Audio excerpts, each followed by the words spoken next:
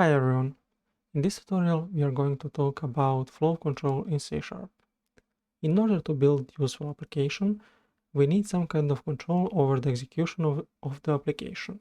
We can achieve that by applying some kind of flow control. So let's create a bool variable called test and assign true as a value. So we can check if value of that variable is equal to true and print some kind of message based on it. This is true variable. So what we achieved with that? We are checking if this condition is met. We are going to print this message out. So if test variable is equal to true, we will print this out. So let's quickly check that. So as you can see, this is true variable is the message that was printed out. So we basically achieved some kind of flow control because this message won't be shown if test variable has a false value. So let's quickly test that out. As you can see, there is no message because this condition wasn't met, and based on that, we haven't printed out this message. So let's say that in case that first condition is not met, we want some kind of basic message. Else, let's print this is false variable. And as you can see, we got this is false variable because first condition wasn't met.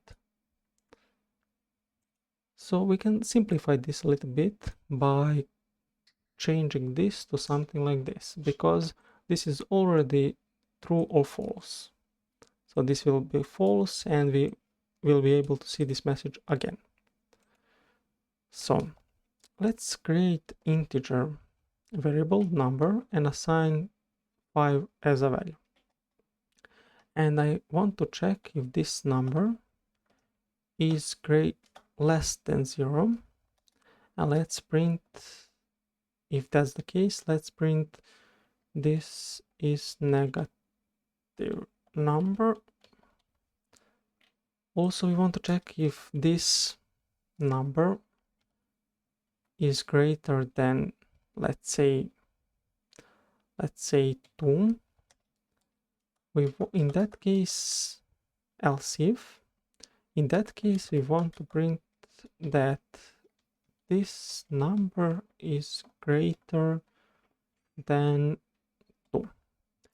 And if nothing of this is correct, we want to print that this number is not negative, actually positive number, and it's not greater than 2. It doesn't matter what we print in this message. So I just want to show that there is also something called else if, which help us to add multiple conditions to if statements. So what we are doing, we are checking if this number is less than 0. If that's the case, we are going to print this message. If that's not the case, we are going to check this condition. If number is greater than 2, which is actually correct because our number is 5. So we are expecting to see this message as a result of execution of this program. So if I run the application, we can see that this number is greater than 2, which is actually correct, and it's something that we were expecting to see. So we achieved some kind of flow control because this part of the code wasn't printed out because this condition wasn't met, and so on. Also, speaking of flow control, there is something called switch, and we can pass the number to it and say something like this: case 0, which means if this number is equal to 0, we are going to print this is 0 number and break the execution. Also, if this number is equal to 2, actually let's say 5 for now. And we want to do the same thing and print this is 5 number. And also there is a keyword for default. So if our number is not a 0 and it's not a 5, we want some kind of default message. Let's say this is a default message. And let's quickly run the application to see the output. It says this is 5 number, which is actually correct because our number is equal to 5. If I change our number to, let's say, 10 and run application again, we got default message because our number is now 10, which is not 0, it's not 5, which means that we'll get default message.